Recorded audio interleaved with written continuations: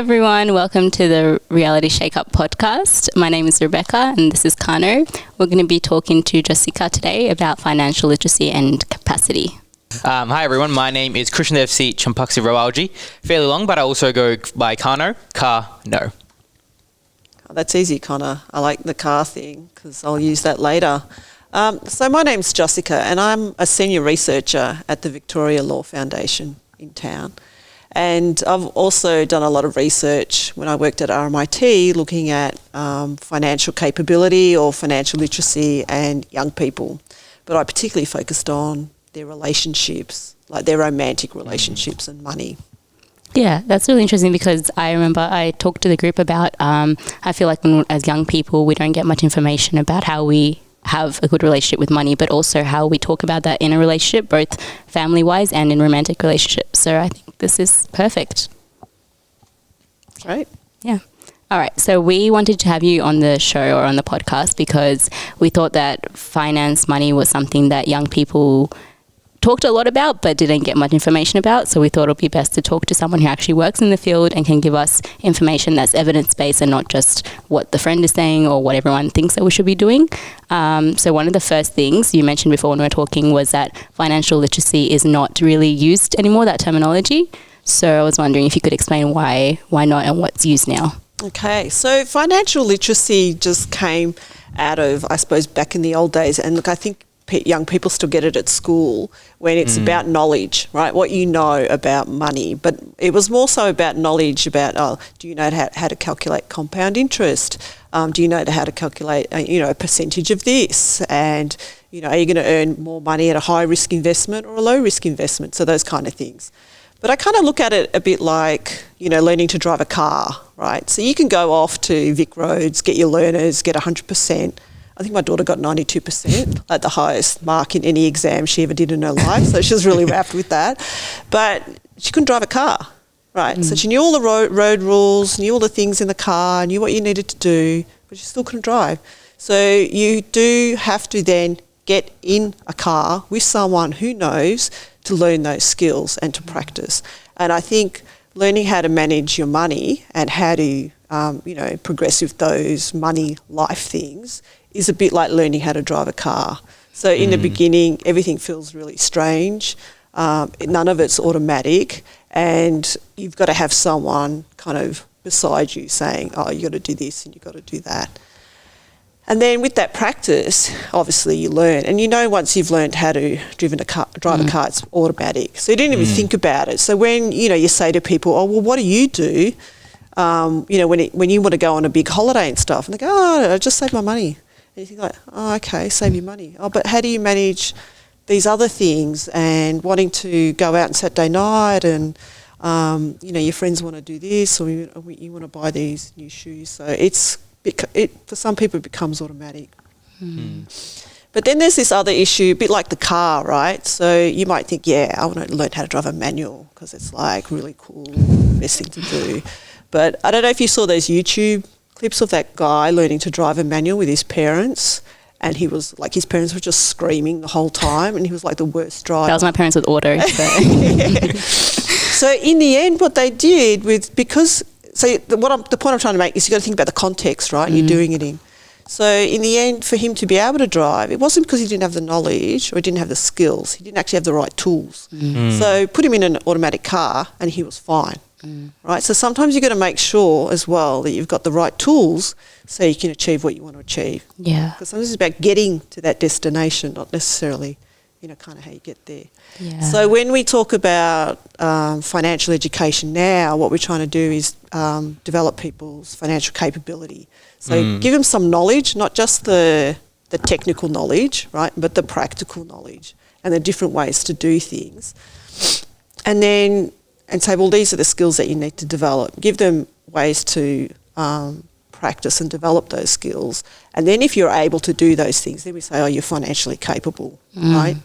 You actually know how to put those things into practice. Yeah. But the whole point of that is so that people can have what we also call financial well-being.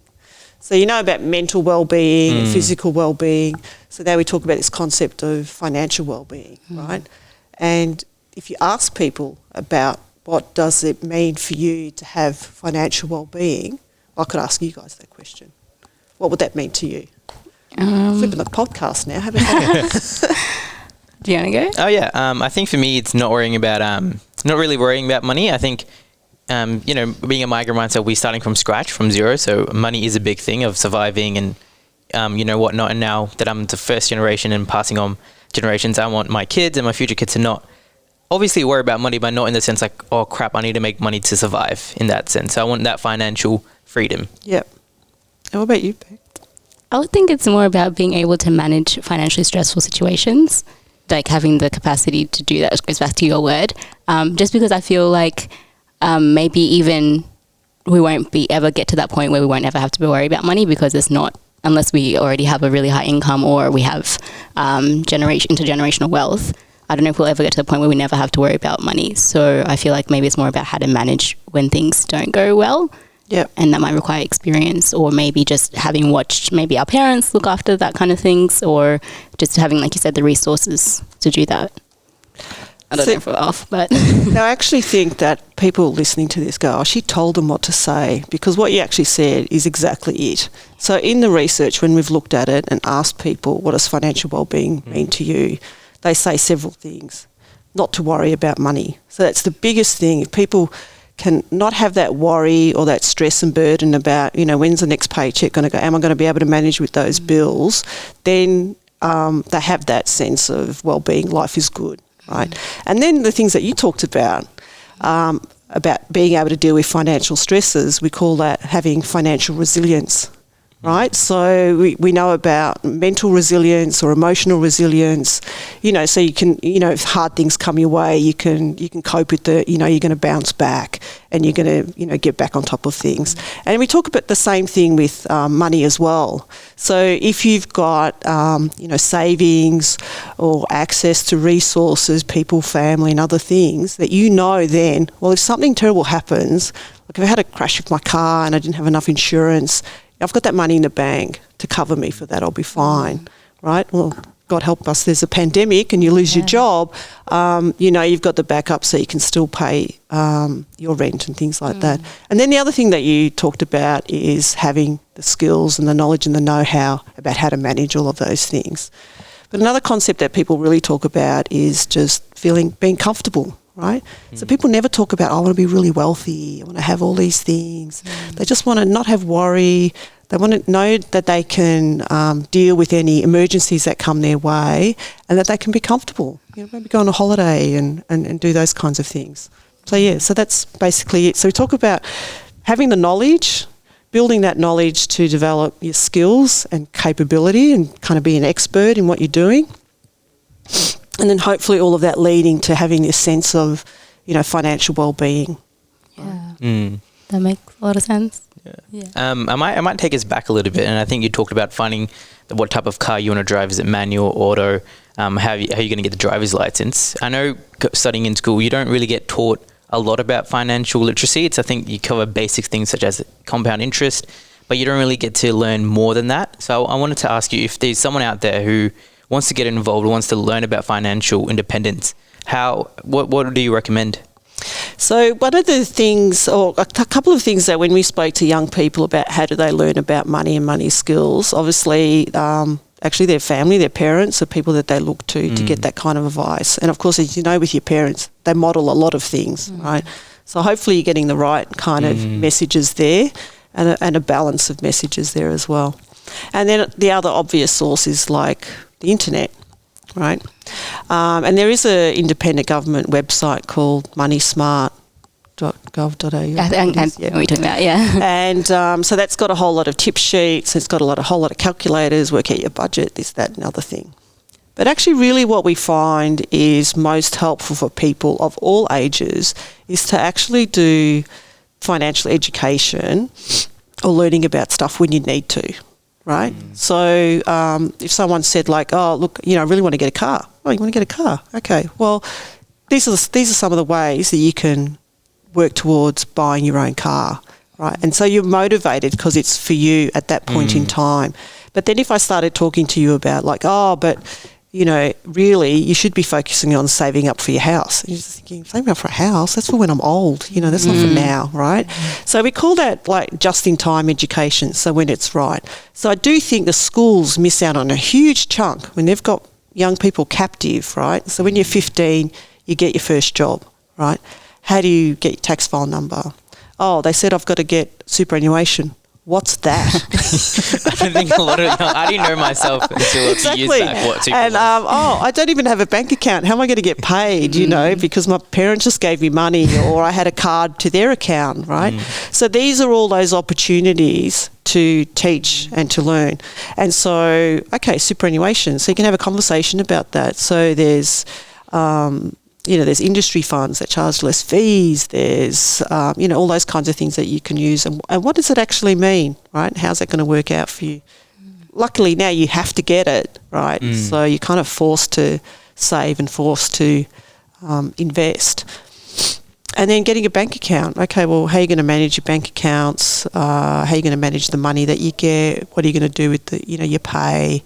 And how are you going to divide that up to, spend or save for other things. Yeah. Yeah. It's tough because I feel like usually when you are at a younger age, you go to your friends for advice, and also like what you're saying, you feel like saving up for a house is so far away from now. Why do I need to think about it? I guess my question is, how do you actually have that conversation with someone that you want to actually learn more, but not make it kind of, because I feel like if I ask my parents about it, they will just tell me what they do, but that might not be the best way. So maybe is it professional that you see, or like what can you do to get objective knowledge about things? Yeah, so I think that the website that I was mentioning, and there's a couple of other ones that you can access, but there's also courses you can do that cover the whole range of things. And I think for young people, you really want, a facilitator who's actually going to make it relevant for you, right? So that the material is catered to your life and your situation. And you may have heard of the money-minded programs. So that's a free financial education program, right? So it's available across all of Australia and even in New Zealand as well, right? And so you can go and you can learn those basics about what your goals are, what your values are, how you are with money, what your priorities are, and how to manage and how to budget your bills and other expenses. And then different sorts of things, ways of saving money, how to earn more money. And then, you could progress to other kinds of, more detailed topics as well. Yeah. Okay, I didn't know that was a thing. Yeah. There's even a better one that they run. You're going to love this one. And so it's called Saver Plus, right? So it's funded by the government, and it's a match savings program, right? So you sign up for it and you say, yeah, I'm going to save money. And you do the financial education component, so you learn all those things. And you save, basically you need to save $12.50 a week over 10 months, 11 months. So you save $500, and then at the end of that, they will match what you've saved exactly. So to a maximum of $500. So yeah, I can see your eyes are lighting up. I'm writing this down on my phone right now. So one of it's not really a catch, but one of the things with that program is that, it's about, obviously it's about teaching you to save, right? People who can save do way better, right? People who can manage their money and save for the things that they want do way better than people who want to use like buy now, pay later type schemes or their credit card and things like that. And the satisfaction you get from doing it yourself that, right? And so what we found, that people often join this program and go, I need $1,000 to buy an iPad for school, or, I want to get, tools for my apprenticeship, and I just want the money. But when we asked people in the program, like, what you get out of it, they just went like, look, to be honest, I was just in there for that bonus money, but I learned so much. It's actually changed my life, and I can now do this. And in particular, like older people or single moms or single dads just going like, I've been able to go on a holiday for the first time. For some people, it's been completely transformative, like any income level. I remember speaking to this one woman, and she said, I did that program and I realised how much money I wasted I said, well, how did you go since you did the program? It was 3 months ago. She goes, I've saved up enough money to take my kids overseas. Right? So it's making the most of what you're already getting, no matter how much that is, right? So Yeah, no, I think, I was going to add to that. I think sometimes you don't realize the effect of buying a $4 coffee every single day. And when you multiply that by the whole 365, that ends up being a lot of money. Yeah. So that's often a classic example that people give, and you would have heard it a lot about, the smashed avocado generation or whatever. And you just think like, but if that's your joy... This is what I was going to bring up. But so if that's your joy and that's like your time, you sit down with your friends, you have a chat, you buy one coffee, you might not get maybe you don't get the muffin or the cake or the whatever, but you get the coffee. That's actually worth more than $4, but maybe there's other things, right? Yeah. So it's kind of constantly trying to balance those what they call wants and needs, like what's actually something that you really need as opposed to, is that actually something that you just want? Yeah. Nice to haves. I think so. Because I was having this conversation with my friends, and so they're all at different phases in terms of saving. And we were discussing about, Laura, she was saying $27.40 a day can lead to about 10 grand a year. We were just talking about those kind of things. And then I was just thinking, but we're still like young, and what's the point of always, not every time we catch up, but always having this at the back of your mind that, I could have saved this money, because I know it's good to have that like thought mindset at the beginning, but then I feel like it can kind of get away from the experience of not having financial commitments at that time.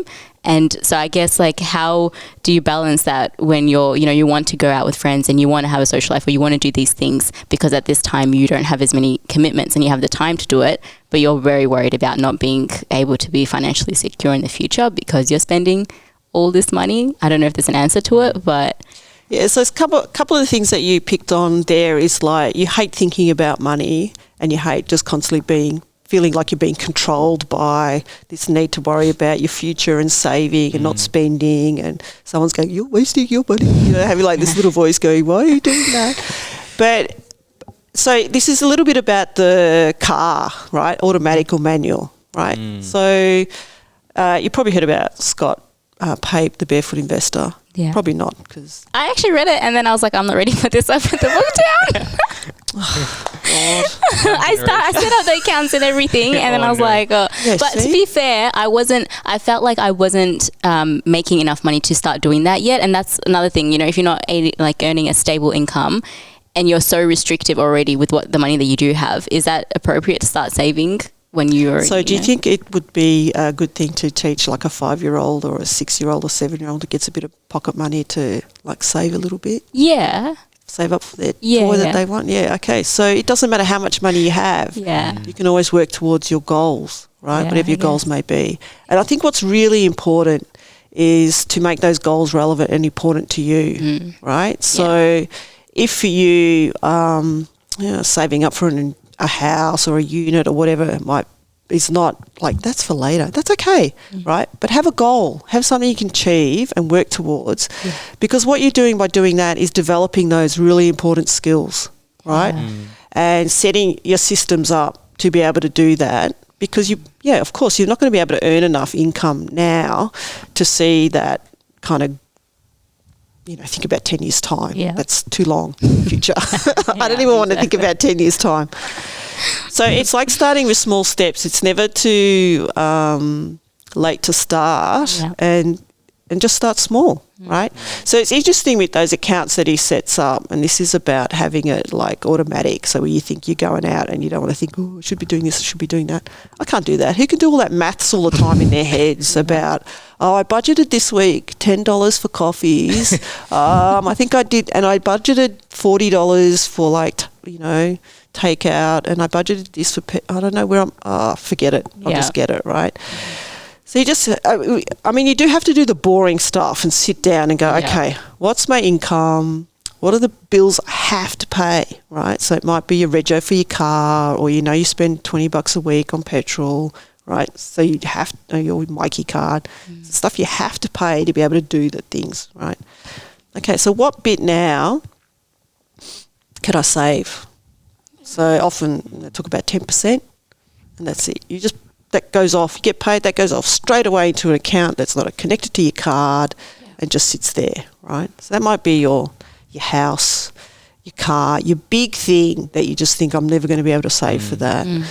And then, and set aside, like what he talks about in there, your pot of money, your spending money. Yeah. Right? So what you think's going to work for a week or 2 weeks. And just have that. You spend it on whatever you want, right? You don't have to go like, you can buy $100 worth of coffees, or you can go, no, I'm not going to have coffees. I'm actually going to save up my money this week because I know I'm going out to dinner with my friends on the weekend. Or I'm actually going to accumulate that because I want to get new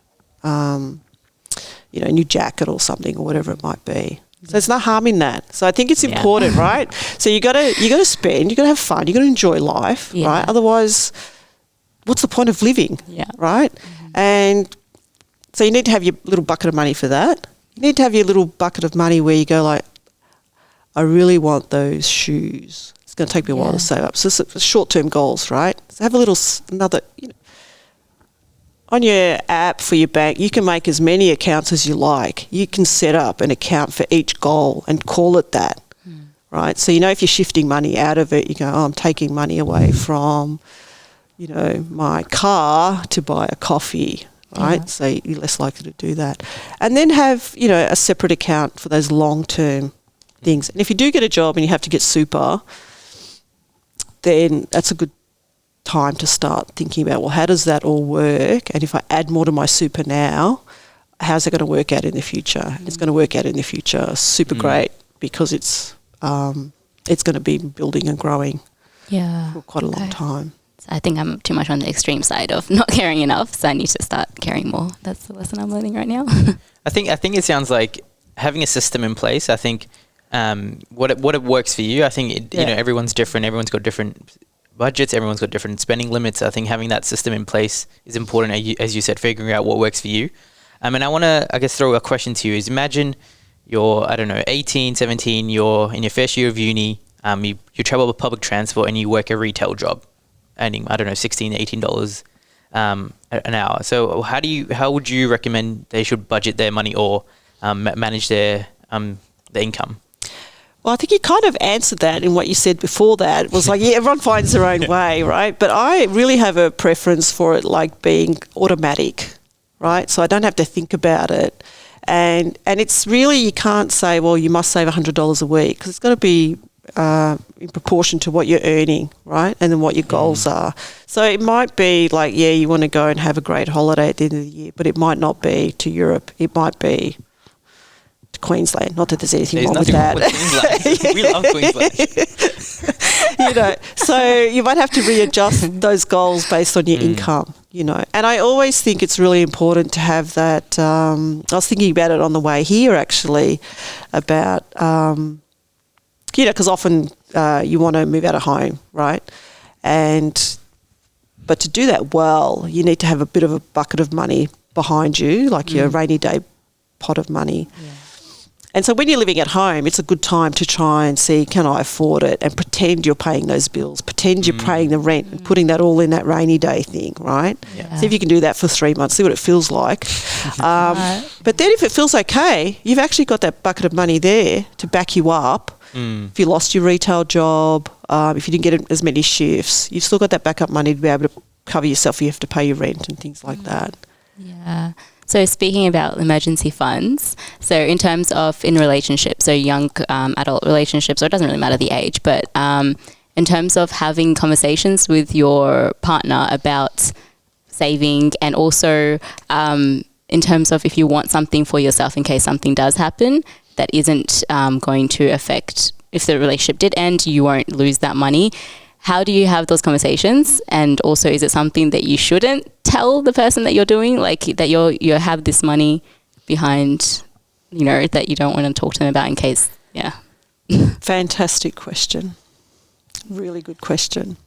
And look, I think that everyone knows, like on a date, it's going to be a mood killer. You start asking Could you imagine? about So how do you budget your money?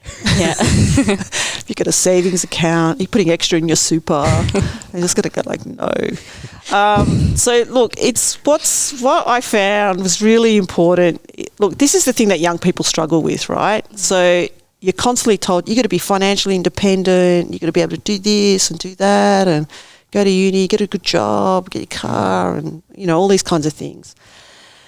And then you meet someone, right, and a thing happens to people, and there's actually a technical term for that, and it's called limerence, right? So it's like your rational brain gets thrown out the window and you only have eyes for that person. Everything they say is fantastic. I don't know if you've ever experienced it. Right? Everything they say is fantastic. They're amazing. They've just spent $300 on a new pair of shoes. You go, oh, wow, they're beautiful. Exactly. It's worth it. Right? So that's, and then like if our bodies didn't do this kind of thing, it's actually a hormone that runs through your brain, right? It's called oxytocin, right? It just really narrows your vision onto that person. It makes you really focus on them, makes you attached to them, stuff like that. But it does make you less receptive to those objective signs because I can't tell you how many times when I spoke to young people about their relationships that went wrong and there was all these financial issues that they said, my friends never liked him. My parents said this, but you don't see that. And look, it's important because otherwise people would never get married and have children, right, if you didn't have this kind of romantic phase. But often what happens in that phase is that you feel this intense connection and this bonding and this trust, but you still haven't worked out the financial trust, right? So you want to be able to emotionally trust somebody, right, with your heart and your emotions and things like that, and that they'll be faithful to you and things. But then separate to that, but connected to all of that, is the kind of financial trust. And I think what I found with young people is they often confuse the two, right? Yeah. So I love him, I love her, he loves me. Why would they exploit me or why would they try and take my money? I'm just helping him out. If I was in the same situation, surely they would help me out, right? Yep. Without really knowing the lay of the land with that person. So I think you find out pretty quickly where people are at with their money, right? First date, who pays? How are you going to do that? How are you going to have that conversation? And then you have continual conversations like that. So what if someone earns more than you and they want to go on a really fancy holiday, but you can't afford that, right? So how do you have these conversations all the time to make sure that you're not overextending yourself or someone's not saying, yeah, but you got a lot of money, you pay for it. Yeah. I'll pay back later. So so you do have to have those conversations and you do have to find out because especially for young people, when you're just trying to negotiate those relationships in your life and you haven't got that experience with relationships of how that all works out. So in terms of the emergency fund? Right. So how much do you tell about yourself to the other person in terms of your financial situation? I guess for everybody that's different. And when you're young and you're in these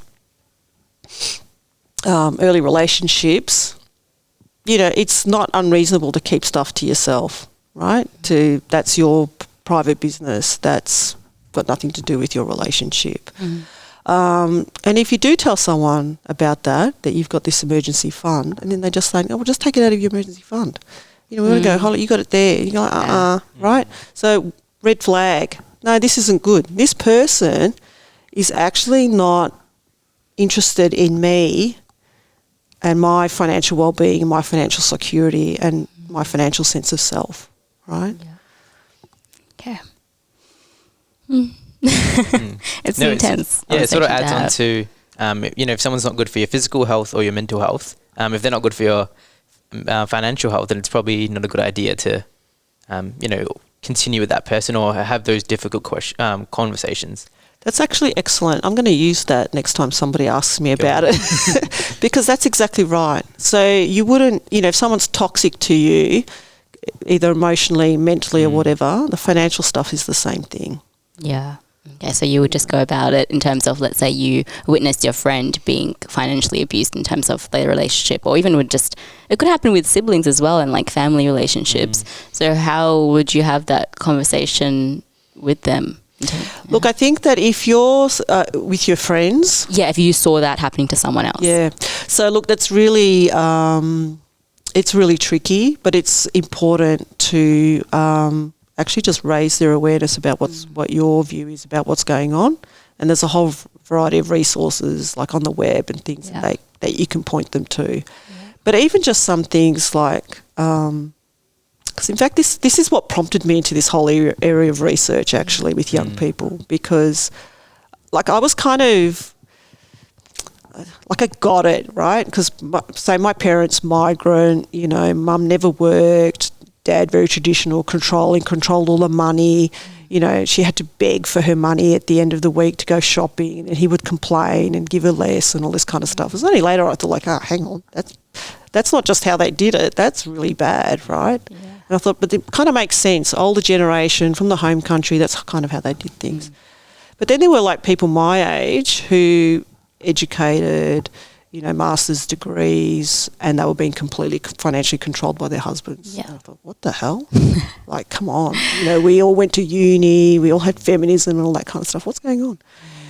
And then I was at dinner and my friend's daughter, is my goddaughter, so she was 20, started telling me about how she was paying off her boyfriend's debts, like $3,000, and he wasn't working, he was just DJing, and she was working 2 jobs and studying. I just turned around and said, it's not fair. Yeah. No. So I think young people have a real strong sense of what's fair, and what's right. And I think just saying to someone that doesn't sound fair, and I think when you start feeling like this isn't fair, this isn't quite right, something's going on wrong there.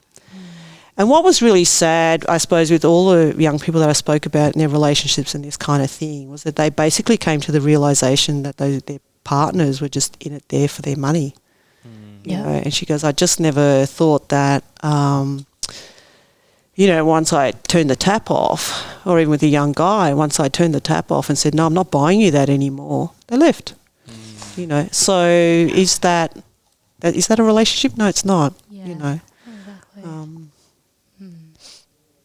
Yeah. So, but this is the tricky thing with financial abuse and that financial exploitation and controlling people, right? Because you have all those other forms of abuse like physical abuse, sexual abuse. The sexting stuff now, stalking. Everyone understands what the limits are with those. What's not okay, and none of it's ever okay, right?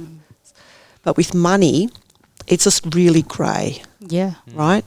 So it's not a physical thing. There's a lot of emotional stuff in there. So like, if you really loved me, come on, I've run short. You'd lend guilt as well, and you feel like you should help your partner because they go into a tough situation. You're like, I can help them out, and I should help them out. If I don't, I'm not a good partner. I think sometimes it's that internal guilt as well. So I think that's not a problem, right? But if it's a pattern, so that's the thing with all of these kind of behaviours. If it's a pattern, if it's again, you've blown all your money and you haven't got money for rent, right? So if you're in a share house with friends and one of your friends had no money for rent, they'd have to move out. Yeah. But that's not so easy with a partner or your boyfriend or your girlfriend, Yeah, that's true. One final thing it's getting depressing. Yeah, just to brighten up the mood. How did you go? I had a question. I think we talked a little bit about savings and managing your income. I want to talk about investing. I think young people nowadays, it's very easy for them to invest. These apps where you can invest in stocks, you can invest in crypto. So I want to, get your opinion. Do you think when should young people start looking at investing, and what are the risks associated? Because I think it's easier than ever to just swipe your finger and submit funds. But is there risk associated with that? Now, I can't give financial advice, I have to say that. No financial advice, yeah, please. And look, investing is the same kind of thing of any of those other financial decisions that you make. You need to be informed. You need to make sure that you're not getting sucked into something that's actually just going to rip you off at the end. Like, it's a fine line between kind of gambling and sensible kind of investing. And I think, for example, the first place where you start off with obviously is your superannuation, right? Because that's actually, you're investing in shares with that, right? So you can fiddle around with your investment mix and the kind of companies that you want your super fund to invest in for you and the risk level. So with things that tout high returns, they're going to come with high risk. High risk means you might not get those returns, right? You might lose a lot more money. So more conservative things, you go, you'll get less returns, but it's unlikely to, fall in a heap, or you're unlikely to lose a whole lot of money. So all those things with everything, you have to go in there with your eyes open and fully understand what's going on. So there are also other apps like, there's obviously the buy now, pay later kind of apps. But now there's also a thing where you can access your pay before you get paid kind of apps and systems, which is basically just like a payday loan, credit card type thing, right? So there are other sorts of traps that you can fall into as well. I think thinking about investing is really important because that's another piece of the pie in terms of where you can put your savings. And investing in, the share market is something that you can obviously choose to do, but you need to fully inform yourself about what you're doing and how you're going to do that, because there's different levels of investing that you can do, where you're more flying solo and buying things of particular companies, but you then need to read all the stuff about those companies, or you buy into managed funds and other investment companies that basically do that investing for you. So Money Smart website has a lot of information about that. Yeah, but there's a lot of resources out there that I probably just didn't realise existed. Look, I think that, with young people, money and relationships, I just think there's, like, you've mentioned the issue that you don't get taught about these things at school, just the practical day-to-day stuff. But you also don't get taught about how to manage it now in a relationship, right? Because you don't want to be the Mr. or Mrs. Scrooge in there either. You want to have fun together, but how do you balance that being, interdependent and still be independent, still achieving your own goals? Yeah, so it's really complex. That's true. You're right. Well, is there any final thoughts or words that you wanted to tell young people about managing their finances, unless you had another question? No, I guess just similar to that, what's the one piece of advice you would give to young people about financial literacy or financial independence?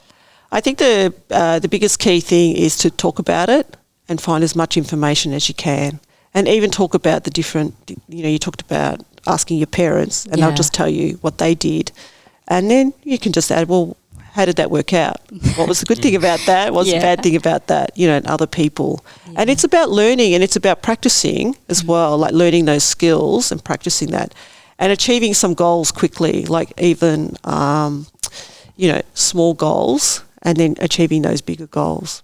Yeah. And then I would just say be wary of debt and those kind of, because young people are so bombarded with marketing at every level, everything. That you don't try not to be swayed by other people achieving their goals of earning a lot of money, but you're not achieving your goals. Yeah. Okay, so just before we wrap up, I just wanted to ask you some advice in terms of with relationships, when one person wants to spend more and be extravagant when they go out together, and the other person perhaps feels like they need to hold back because they have a goal of, for example, moving in together or something. And how do you have that conversation when you feel like it's affecting the long-term goal, and in the other person's eyes, they want to treat you and they want to show that they love you or they care for you in that kind of way? Yeah, I think that's a really good question. I think that's something that young people grapple with a lot, because people have a different style, I suppose, or attitude towards money, right? So what you're describing there is kind of like that classic, someone who wants to save and work towards their long-term goals, and someone that wants to splurge on their partner to show that they love them and all those kinds of things, right? So that in of itself is not a bad thing, right? It's nice to be treated, right? but it's kind of got to be within reason, especially if you know that person really can't afford it and they actually should be putting a bit more money aside to achieving this long-term goal. Yeah. And I think like some of the things that we talked about before was like how important it is to have conversations. Even though it's hard, it's really important to have those conversations about money and what your goals are. And so I think in terms of like kind of like changing the narrative in that story, it's not such about like what you're doing is bad, like or you're spending this money on me because you love me so much is bad, but it's about like I'm really concerned that you're spending all this money on me, but I'm really, you know, kind of thinking about our long-term goal and then just bringing it back to your long-term vision and where you want to go with that relationship. And then, you know, it might actually be making suggestions about other things to do that don't involve a whole lot of money, you know. So, you know, you can Google what is the top 50 free things to do and have fun, you know. I'm always asking Google stuff. But, you know, but it's always, and it is awkward to ask those kind of things. You don't want to hurt their feelings, you know, because like, oh, but I love you. This is, you know, this is what I want to do.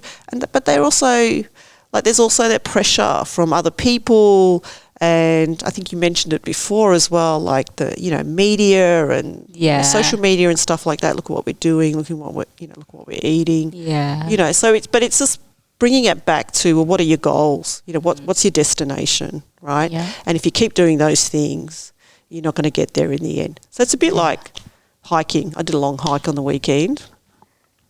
And yes, you have to enjoy yourself along the way. But if you spend 3 hours having lunch and 3 hours having afternoon snack, you're never going to get to your campsite, right? Yeah. So you might have had a whole lot of fun, but you're not going to get there in the end. So it's about balancing those things. That's true. And another thing was in terms of de facto relationships. So if you have been with someone for a while, and in terms of the legal aspects of when you technically need, or if it does end, you need to separate like equally, like how does that work in terms of? Yeah, so look, I'm not a lawyer. This is a really good question for a lawyer. And so definitely that's something to be mindful of. If you live with a person as a couple for an extended period of time, then yes, they could make claim to your joint and individual assets. Yeah. But it depends on the nature of that, you know, how you're living together. So if you basically kind of lived together but lived separately, so you weren't officially like de facto. So imagine if you're officially de facto, you're not going to get Centrelink, right, if one person's unemployed. Most people, young people don't. You know, they kind of live quite financially separate even if they're living together. So there's less issue of a claim. However, if you have bills and things either in joint names, in both names, or the leases in both names, and there's issues with the house, like the house has been damaged and things like that, you're jointly liable for those kinds of things because hopefully you're both on the lease. And I find that, so in talking to all the young people that I've spoken to, the time they get into problems with finances and their partner is when they move in together, because suddenly they see it all, right?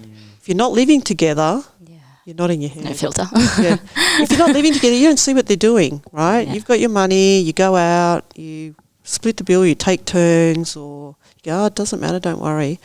But as soon as you move in together, you've got bills, you've got rent, you've got legal responsibilities, right? And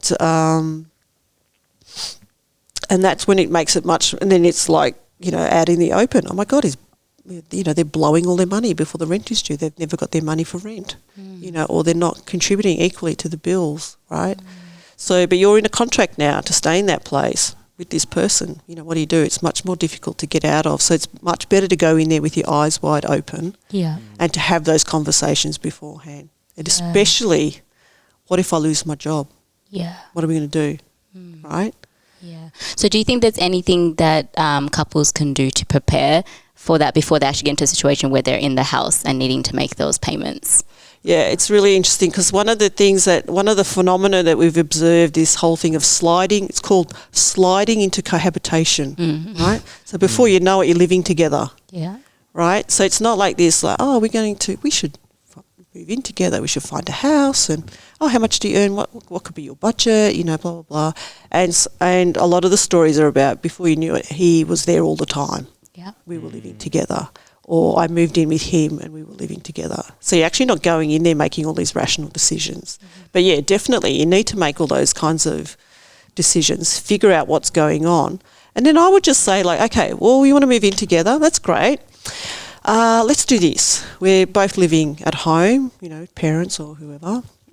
Let's pretend that for 3 months we've moved in, we know how much rent we want to pay, we can find out from our friends or whatever how much they pay for electricity, gas and all this, how much they spend on food, and let's just save that. Yeah. Right? So I'll do half, you do half, you save it into your account, I'll save it into my account, let's see how we go. Right? So if you figure out after 3 months you can't do it, maybe it's not such a good thing. And if you can do it, you go, yeah, this worked out really well, and you're having all these conversations along the way.